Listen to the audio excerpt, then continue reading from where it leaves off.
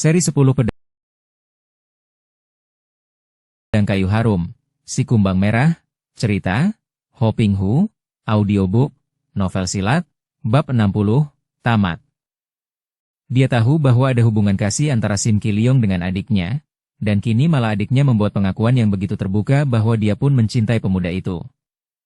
Maka Hai Hai menjadi semakin khawatir saat mendengar suara Kui Hong yang agaknya berkeras hendak membunuh Ki Leong. Karena perhatiannya terpecah, bahkan sebagian besar ditujukan ke arah adiknya dan Kui Hong, maka perlawanannya terhadap desakan Ang Hongchu menjadi lemah sehingga dia pun terdesak. Saking khawatirnya, Hai Hai cepat meloncat ke belakang dan menoleh ke arah Kui Hong. "Hong Moi, jangan bunuh dia. Dia telah membantu kami melawan para penjahat." Kerat, aug! Hai Hai sudah mengelak namun tetap saja pangkal lengan kirinya tersabet pisau di ujung rantai yang digerakkan Ang Hongchu Tang Bun An secara curang karena tadi dia melihat kesempatan bagus sekali ketika Hai Hai meloncat dan menoleh ke arah Kui Hong. Hai Hai terhuyung dan melihat ini, si kumbang merah menerjang dengan senjatanya. Kaitan itu menyambar ganas ke arah leher Hai Hai. Terang! Kaitan itu membalik ketika ditangkis oleh pedang di tangan Kui Hong yang sudah menolong Hai Hai. "Ang Hongchu iblis busuk! Engkau curang dan pengecut sekali," bentak Kui Hong sambil menudingkan telunjuk kirinya ke arah muka orang itu, sedangkan pedang Gin Hua Kiam siap di tangan kanan. Ang Hongchu tertawa bergelak. "Hahaha, Cia Kui Hong, katanya engkau ketua Chin Ling Pai, akan tetapi ternyata hanya menjadi seorang pengeroyok saja. Siapa yang curang dan pengecut? Hahaha, Nona manis, engkau boleh membantu Hai Hai dan maju bersama dia untuk mengeroyok aku. Hong Mai, mundur, aku masih sanggup menghadapinya," kata Hai Hai setelah memberi obat bubuk pada luka di pangkal lengan kirinya. Kui Hong memandang kepada Hai Hai dengan alis berkerut. "Aku pun tidak sudi mengeroyok, dan aku pun percaya bahwa engkau tentu akan mampu mengalahkannya, Hai Ko. Aku juga percaya bahwa engkau sudah tahu kalau kebenaran dan keadilan harus ditegakkan, setiap penjahat harus dihukum, tak peduli siapapun dia. Hubungan keluarga tidak boleh mempengaruhi keadilan." Setelah berkata demikian, Kui Hong melangkah mundur. Gadis ini melihat betapa ketika membantu Mayang tadi, Hai Hai sama sekali tak pernah menyerang Ang Hongchu. Seolah-olah dia tidak tega dan sengaja mengalah terhadap ayah kandungnya itu. Maka kini dia mengingatkan Hai Hai agar tidak bersikap lemah.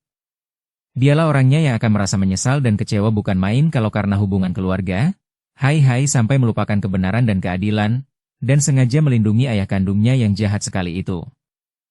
Hai Hai memandang pada Kui Hong dan dua pasang mata itu saling tatap, dua pasang sinar mata bertaut sebentar. "Aku mengerti, Kui Hong." Kini Hai Hai menghadapi Ang Hongchu dan begitu dia mengeluarkan suara melengking nyaring yang memekakan telinga dan mengguncang jantung, dia pun menerjang dengan pedang Hongchu Kiam diputar cepat. Nampak sinar emas bergulung-gulung, menyambar ke arah Ang Hongchu yang cepat menyambut dengan senjata rantainya. Terang, cering! Si kumbang merah terkejut bukan main karena kini Hai Hai menggunakan tenaga sakti yang amat dahsyat sehingga dua senjata itu, yaitu pisau dan kaitan, menjadi patah ketika kedua ujung rantainya bertemu dengan pedang. Dan sinar pedang emas itu masih terus menyambar ke arah kepalanya. Demikian cepatnya sehingga kembali Ang Hongchu harus menangkis dengan rantainya yang dipegang kedua tangan pada ujung yang sudah tidak ada senjatanya lagi. Terang! Rantai itu putus menjadi dua dan tubuh Ang Hongchu terjengkang lantas dia bergulingan sampai jauh. Dia cepat melompat bangun, wajahnya berubah pucat dan kedua matanya terbelalak, akan tetapi wajah itu menjadi merah kembali dan dia tersenyum menyeringai. "Bagus, Hai Hai, engkau memang hebat, akan tetapi aku belum kalah. Senjataku sudah putus dan tidak ada gunanya lagi, akan tetapi aku masih mempunyai tangan dan kaki." Dia lalu membuang dua potong rantai itu dan memasang kuda-kuda dengan sikap gagah sekali. Tubuhnya tegak lurus, kaki kanan diangkat sehingga tumitnya menempel lutut kiri, tangan kanan menempel pada pinggang dengan jari tangan terbuka dan tangan kiri agak bengkok ke depan, juga dengan jari tangan terbuka. Hai Hai memasukkan pedang Hongchu Kiam ke sarungnya yang terselip di pinggangnya. Dia adalah seorang gagah, tentu saja tak sudi melawan orang bertangan kosong dengan senjata, apalagi dia memang ingin menangkap Ang Hongchu saja, bukan membunuhnya. Melihat Ang Hongchu masih hendak melawannya dengan tangan kosong, bahkan bersikap menantang, Hai Hai menyimpan pedangnya dan dia pun melompat ke depan lawan. Ang Hongchu menyambut Hai Hai dengan serangan gencar. Dia menyerang dengan dua tangan terbuka, kadang-kadang menusuk dan kedua tangannya dipergunakan membacok dan menusuk seperti golok. Kadang-kadang tangan itu terbuka untuk mencengkeram, tapi di lain saat sudah dirubah lagi dengan kepalan yang memukul dahsyat. Namun dalam hal ilmu silat tangan kosong Hai Hai jauh lebih unggul dibandingkan ayah kandungnya itu. Bukan hanya dia sudah menerima gemblengan dari tokoh-tokoh 8 dewa, namun juga semua ilmunya itu menjadi matang oleh gemblengan kakek sakti Song Lojin. Betapapun hebatnya ilmu silat tangan kosong Ang Hongchu yang mengandung banyak kembangan dan tipu muslihat, namun segera dia menjadi bingung dan repot sekali begitu Hai Hai memainkan ilmu silat Cuisian Capek Ciang, 18 jurus Dewa Arak.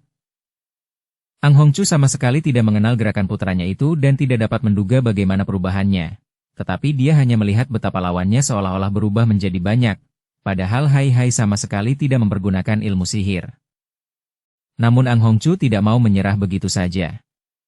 Dia mengeluarkan semua ilmunya dan mengerahkan segenap tenaganya.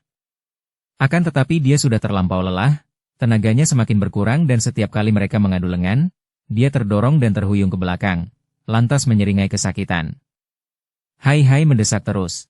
Kui Hong, Mayang, Han Xiong dan Bilian hanya menonton dan mereka berempat merasa lega serta kagum karena melihat betapa Hai Hai dapat mengungguli lawan yang sangat tangguh itu. Dalam kesempatan ini, dengan suara lirih Mayang menceritakan tentang Sim Ki Leong kepada Kui Hong. Ki Leong sendiri berdiri agak menjauh, juga turut menonton pertandingan walaupun lebih banyak menunduk. Kini matanya baru terbuka benar betapa selama ini dia lebih banyak bergaul dengan orang-orang sesat. Memang hal ini diakuinya, akan tetapi dia pun merasa terpaksa sekali melakukan semua perbuatan itu. Dia sudah salah langkah untuk pertama kalinya ketika dia tergila-gila terhadap Kui Hong lantas melarikan diri dari Pulau Teratai Merah dan mencuri pedang pusaka Ginhua Kiam. Itulah kesalahannya yang pertama, yang memaksa dia bergaul dengan para penjahat dan orang sesat karena perbuatan itu tidak memungkinkan dia untuk berdekatan dengan para pendekar. Kini sungguh terasa olehnya betapa ilmu silat baru bisa mendatangkan perasaan bangga dan bahagia bila digunakan untuk menegakkan kebenaran dan keadilan, kalau digunakan untuk menentang kejahatan. Sebaliknya, kalau dipergunakan untuk mengejar kesenangan nafsu, hidupnya akan berlepotan kejahatan dan tidak akan merasakan ketentraman lagi. Pada suatu saat Hai Hai menerjang lawannya dengan pukulan dari bawah depan. Gaya permainannya memang amat aneh dan sulit diduga. Maklum, karena penciptanya adalah Ciusian Sinka Ai, si pengemis dewa arak sehingga gerakan itu mirip gerakan orang mabok kebanyakan minum arak. Tetapi justru gerakan seperti itu malah membuat lawan menjadi bingung. Ketika melihat tangan Hai Hai meluncur ke arah dadanya dengan gerakan yang sangat aneh dan cepat sehingga dia sama sekali tidak dapat menghindarkan diri lagi, Ang Hongchu menjadi nekat.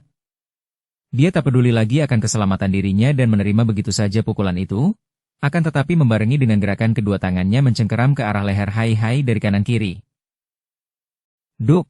Dada Ang Hongchu terpukul, plak! Pukulan dua tangan terbuka dari Ang Hongchu juga mengenai leher Hai Hai, akan tetapi alangkah kagetnya Ang Hongchu ketika merasa betapa dadanya nyeri sehingga napasnya menjadi sesak. Pada waktu kedua tangan itu mengenai leher, dia merasa seakan-akan menampar leher yang terbuat dari baja yang keras dan licin. Kedua tangannya meleset ke bawah dan kini mencengkeram kedua pundak Hai Hai. Bret! Baju pada kedua pundak Hai Hai robek dan jari-jari tangan itu mencengkeram kulit serta daging sehingga kedua pundak Hai Hai luka berdarah. Hai Hai menggerakkan kakinya dan lututnya menendang. Bruk! Perut si kumbang merah tertendang lutut dan dia pun roboh telentang, meringis kesakitan. Dia masih berusaha untuk bangkit berdiri sambil kedua tangannya memegangi dada, akan tetapi dia terjatuh kembali, jatuh terduduk. Kui Hong, Bilian, Mayang, dan Han Xiong kini berloncatan mendekati Ang Hongchu dan tangan mereka siap untuk memukul. Jelas nampak dari sikap dan pandang mata mereka bahwa empat orang itu hendak membunuh Ang Hongchu. Melihat ini, tanpa mempedulikan kedua pundak serta pangkal lengan kiri yang terluka parah, Hai Hai mendahului mereka, meloncat menghadang antara mereka berempat dan tubuh Ang Hongchu yang kini masih terduduk sambil meringis kesakitan. Jangan, kalian tidak boleh membunuh dia, katanya sambil mengembangkan sepasang lengannya melindungi Ang Hongchu yang meskipun masih meringis kesakitan akan tetapi kini dia mengangkat muka memandang dan wajah yang kesakitan itu berseri gembira. Hai Koko, aku harus membunuh dia untuk membalaskan sakit hati ibuku, kata Mayang yang sudah siap dengan cambuknya. Hai, ingatlah engkau kepada adikku Pek Eng, kata Han Xiong, dan ingat pula kepada Cialing. Aku harus membunuhnya, kata Kui Hong. Haiko, orang ini terlalu jahat, kejam seperti iblis. Sudah sepatutnya kita bunuh dia, kata pula Bhilian. Hai menggeleng kepalanya dengan tegas. Tidak, siapapun tidak boleh membunuh dia. Aku sudah berjanji untuk menangkapnya dan menyeret dia ke pengadilan supaya dia dapat mempertanggungjawabkan semua dosanya. Aku menangkapnya untuk menentang kejahatannya. Sekarang dia sudah tertangkap, dalam keadaan tidak berdaya sama sekali. Jika ada yang hendak membunuhnya maka terpaksa aku akan melindunginya. Bagaimanapun dia ini adalah ayah kandungku. Bagus, engkau seorang lelaki sejati, Haiko. Kui Hong berseru dengan wajah gembira sekali dan dia pun kini melangkah maju lalu berdiri di sisi Hai, sikapnya menantang. Haiko benar, aku akan membantu dia melindungi si kumbang merah kalau ada yang hendak membunuhnya. Bhilian dan Han Xiong mengerutkan alisnya, sementara itu Mayang memandang bingung. Tiba-tiba mereka semua memandang kepada Ang Hongchu yang tertawa bergelak sambil duduk bersila. Hahaha, semua anak-anakku yang tidak mampu mengalahkan aku ingin membunuhku. Sebaliknya Tang Hai, satu-satunya anakku yang mampu mengalahkan aku justru hendak melindungiku dan tidak mau membunuhku. Hahaha, engkau memang hebat, Tang Hai. Engkau lebih hebat dari ayahmu. Sayang sekali engkau lemah dan tidak dapat menikmati hidupmu.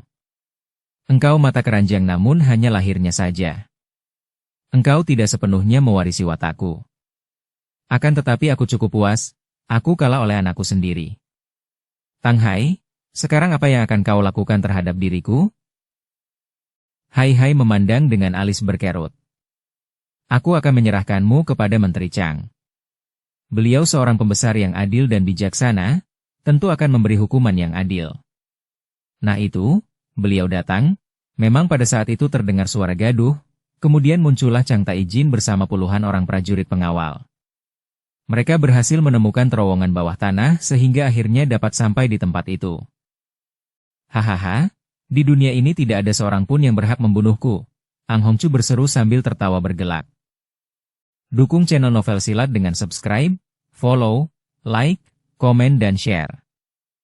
Semua orang memandang, sementara Hai cepat menangkap lengan Ang Hongchu. Akan tetapi terlambat, orang itu sudah menelan sebutir pil hitam. Lantas tiba-tiba saja dia terkulai roboh.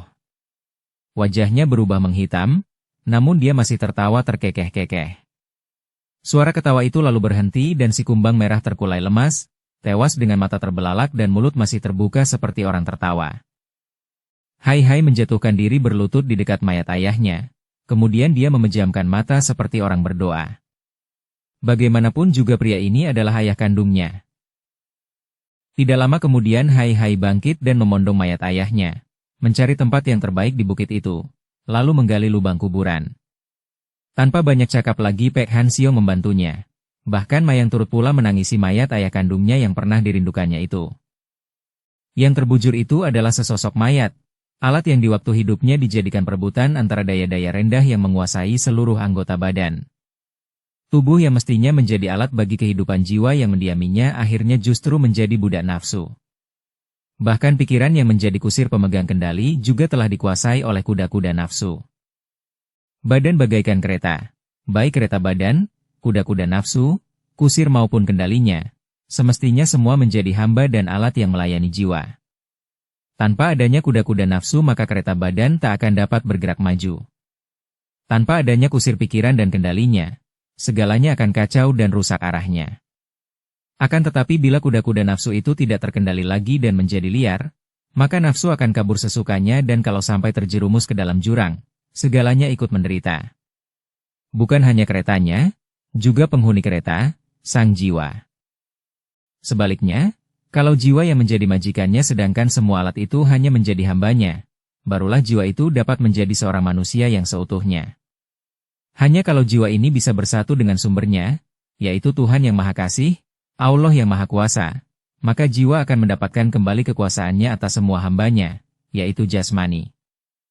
Sesudah jenazah Ang Hongchu Tang Bun An atau si kumbang merah dimakamkan, juga jenazah Tang Gan dan Tang Chun Sek yang dikubur di sebelah kiri Ang Hongchu, Hai bersama Mayang lalu menyembahyangi kuburan mereka secara sederhana.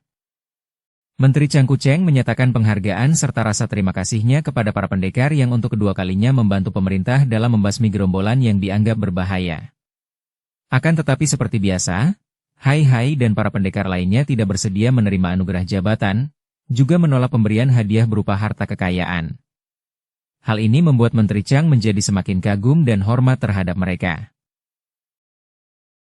Nona Chia, kalau Nona memperbolehkan dan masih percaya kepadaku, aku mohon agar Gin Hua Kiam diserahkan kepadaku, kata Sim Ki Leong kepada Chia Kui Hong, didengar pula oleh para pendekar lainnya. Benar, Enci Kui Hong. Kami sudah membicarakan tentang hal itu dan aku pun berharap agar sukalah kiranya engkau menyerahkan Gin Hua Kiam kepada Leong Koko. Menyerahkan Gin Hua Kiam kepadamu? Kui Hong mengulang kata-kata itu dengan hati heran. Untuk apa? Sinar matanya penuh selidik menatap wajah Ki Leong. Nona Chia, pedang Gin Hua Kiam adalah pusaka Pulau Teratai Merah. Akulah yang dulu mencurinya dan melarikannya. Oleh karena itu, untuk membuktikan bahwa kini aku telah sadar dan bertobat, aku ingin mengembalikan sendiri pusaka itu kepada Suhu dan Subo. Aku akan menghadap Suhu dan Subo, dan seandainya Suhu dan Subo marah dan hendak menghukumku, aku akan menerimanya dengan rela. Aku akan menemaninya, Enci Hong. Andai kata engkau belum dapat percaya kepadanya tentu engkau percaya kepadaku, bukan? Kata Mayang. Kui Hong terlihat bimbang, kemudian dia menoleh kepada Hai Hai dan biarpun mulutnya tidak berkata sesuatu, namun pandang matanya jelas minta pertimbangan pendekar itu. Sungguh aneh, dia sendiri tidak mengerti mengapa dia berpaling kepada Hai Hai untuk meminta pertimbangan. Hai Hai dapat menangkap pandang mata itu dan dia menghela napas panjang. Beruntunglah orang yang sakit tapi dapat sembuh dari penyakitnya. Sebaliknya, berhati-hatilah orang yang sehat karena sewaktu-waktu dia dapat saja dihinggapi suatu penyakit. Saya lebih menghargai orang jahat yang menyadari kejahatannya lalu bertobat daripada orang baik yang membanggakan serta menyombongkan kebaikannya sehingga takabur. Aku sendiri kini dapat mempercayai Sim Ki Leong karena aku yakin bahwa adikku Mayang tidak akan salah pilih. Aku setuju dengan pendapat Haiko, kata Siang Koan Bilian. Gadis ini bukan saja teringat betapa dia pernah menjadi murid dua orang datuk sesat, tapi juga dia tahu bahwa ayahnya adalah putra seorang datuk sesat, bahkan ibunya adalah putri suami istri yang menjadi datuk besar dunia hitam sebagai raja dan ratu. Kui Hong termenung. Dia teringat akan neneknya di Pulau Teratai Merah. Dulu neneknya adalah seorang datuk besar kaum sesat dengan julukan Lamsin, Malaikat Selatan, akan tetapi sesudah menikah dengan kakeknya kemudian berubah menjadi seorang pendekar yang menentang kejahatan. Baiklah, kau boleh antarkan pedang pusaka ini kembali ke Pulau Teratai Merah. Andai kata engkau menipuku, aku masih dapat mencarimu dan membuat perhitungan. Sim Ki Leong yang sejak bertobat wajahnya selalu kelihatan muram, kini nampak gembira bukan main. Wajahnya berseri dan matanya bersinar-sinar kembali. Dia lantas menerima pedang Gin Hua Kiam dan memberi hormat kepada Kui Hong. Nona Chia, dahulu mataku seperti buta, melihat engkau sebagai seorang gadis yang tinggi hati, keras dan kejam. Sekarang baru aku dapat melihat betapa engkau sangat bijaksana. Terima kasih, Nona, engkau telah menghidupkan kembali semangat dan harapanku. Mari, adik Mayang, sekarang juga kita berangkat ke Pulau Teratai Merah. Mayang lari menghampiri Hai Hai dan memegang lengan pemuda itu. Haiko, engkau tidak marah bukan dengan keputusanku untuk menemani Leong Koko? Hai Hai tersenyum. Sama sekali tidak, adikku. Aku bahkan merasa gembira sekali dan aku hanya mendoakan agar engkau berbahagia. Ki Leong, jaga adikku baik-baik. Sim Ki Leong dan Mayang lalu berpamit kepada semua orang dan mereka pun berangkat meninggalkan tempat itu, diikuti pandang mata para pendekar. Sesudah bayangan kedua orang ini lenyap, Bilian saling pandang dengan Han Xiong, sedangkan Kui Hong saling pandang dengan Hai Hai. Mereka masih merasa terharu akan perubahan yang terjadi pada diri Sim Ki Leong. Sungguh, cinta kasih dapat merubah segalanya. Tiba-tiba Siang Koan Bilian melangkah maju menghampiri Pek Han Xiong. Ia melepaskan pedang Kuan Im Kiam berikut sarungnya dan menyerahkannya kepada Han Xiong. Su Heng, engkau terimalah pedang ini, katanya lirih. Han Xiong memandang dengan mata terbelalak. Kuan Im Kiam, akan tetapi ini adalah pedangmu, Su Mao. Pedang pusaka milik ayah ibumu. Tidak, Su Heng, pedang ini milikmu. Ingat, ayah dan ibu telah memberikan Kuan Im Kiam ini kepadamu. Tapi, Han Xiong mengerutkan alisnya karena diingatkan akan kenyataan pahit itu. Suhu dan Subo memberikan pedang ini sebagai ikatan dan ikatan itu telah putus. Dia tidak berani menjelaskan dengan kata, perjodohan, karena di situ terdapat Kui Hong dan Hai Hai. Siang Koan Bhilian tersenyum sehingga wajahnya nampak manis sekali. Benar, Su Heng, itu dahulu. Sesudah pedang ini kembali ke tanganmu, bukankah berarti ikatan perjodohan itu telah bersambung kembali? Wajah Han Xiong seketika berubah merah dan matanya kembali terbelalak. Namun sinar kebahagiaan terpancar dari pandang matanya itu. Bhilian, Su Mao, ini, benarkah ini? Maksudku, engkau mau? Dia tidak dapat bicara terus terang karena merasa malu didengar oleh Hai Hai dan Kui Hong. Bhilian mengangguk sambil tersenyum. Terserah padamu, Su Heng. Kini ada dua jalan. Engkau dapat menghadap ayah dan ibu lantas mengembalikan pusaka ini, atau engkau boleh datang bersama orang tuamu ke sana. Nah, aku pergi dahulu, menunggu di sana bersama ayah dan ibu. Haiko, adik Hong, aku pergi dulu.